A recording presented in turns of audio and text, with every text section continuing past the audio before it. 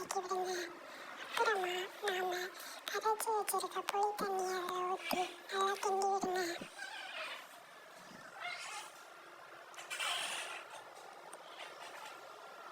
கொதி வந்ததும் அதில் தேவையான அளவு மிளகாய்த்தூள் போட்டுக்கோங்க.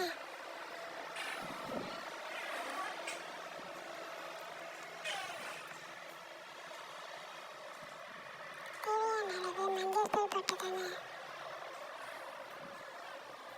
அரை மூடி தேங்காய் திருவி அரைச்சி வச்சுருக்கோம், அதையும் அதில் கலந்துக்கோங்க. போட்டு கிண்டி விட்டுட்டு அதில் தேவையான அளவு உப்பு சேர்த்துக்கோங்க.